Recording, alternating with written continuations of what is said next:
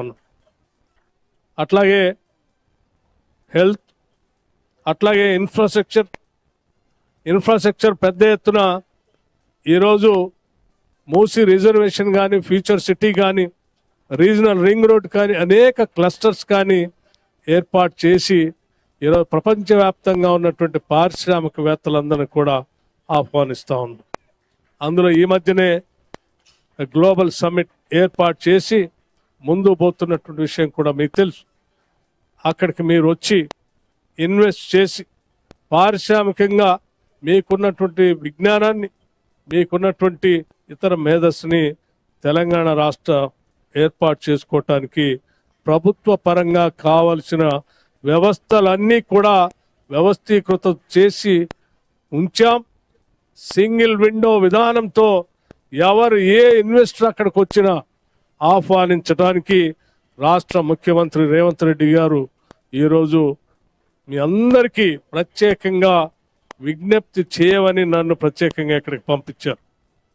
మిత్రులందరికీ నేను చెప్పదలుచుకున్నది ఒక్కటే, 1000 కిలోమీటర్లు మీరు దాటి ఇక్కడ దాకా వచ్చారు.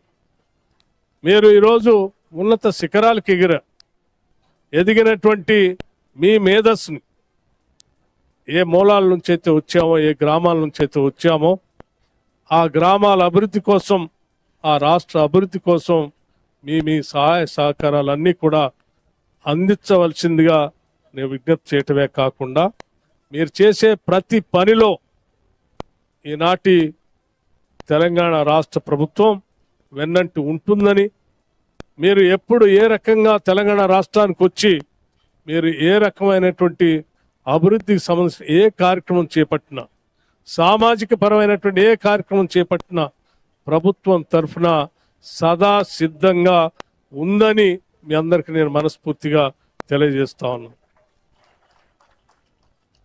అలాగే మిత్రులారా, ఈరోజు మీరందరూ కుటుంబాల సమేతంగా ఇక్కడికి వచ్చి ఈ సంబరాలు చేస్తూ కొన్ని విషయాలు కూడా రాష్ట్ర ప్రభుత్వ దృష్టికి తీసుకొని వచ్చారు. ఎన్ఆర్ఐస్గా మాకున్నటువంటి సమస్యల్ని రాష్ట్ర ప్రభుత్వ దృష్టికి తీసుకొని వస్తే వాటిని పరిష్కరించడానికి ఒక ప్రత్యేకమైనటువంటి వ్యవస్థ కావాలని కూడా అడిగారు. ఇప్పటికే రాష్ట్ర ప్రభుత్వం నుంచి ఆలోచన చేస్తూ ఉన్నాం. ఎన్ఆర్ఐస్ సంబంధించినటువంటి ఏ అంశం, ఏ సమస్యని రాష్ట్ర ప్రభుత్వం దృష్టికి తీసుకొని వచ్చినా దాన్ని పరిష్కరించడం కోసం ఒక వ్యవస్థని, ఒక గవర్నమెంట్ తరఫు నుంచి లీగల్ స్టేటస్తో కూడినటువంటి ఒక వ్యవస్థను ఏర్పాటు చేస్తూ ఉన్నాం, చేయబోతున్నాం.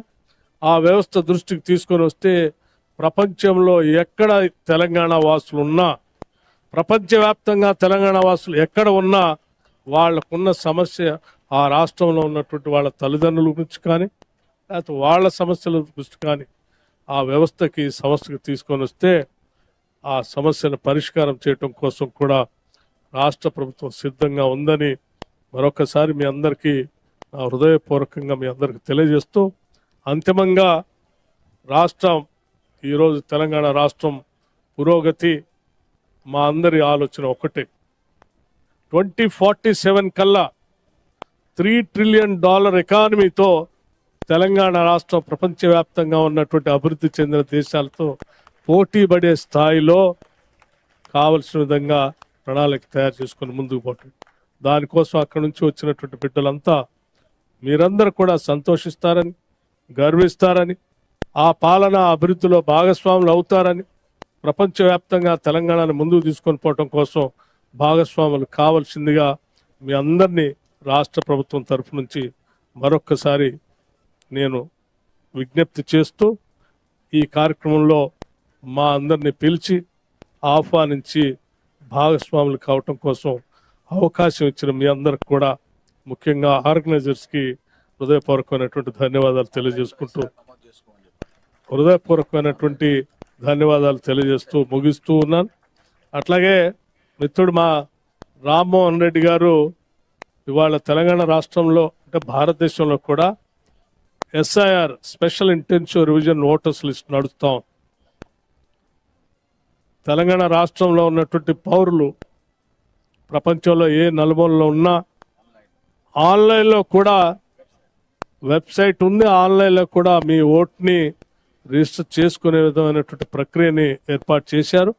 చేసుకోవాల్సిందిగా కూడా మీ అందరికి విజ్ఞప్తి చేస్తూ మరొకసారి ధన్యవాదాలు తెలియజేస్తూ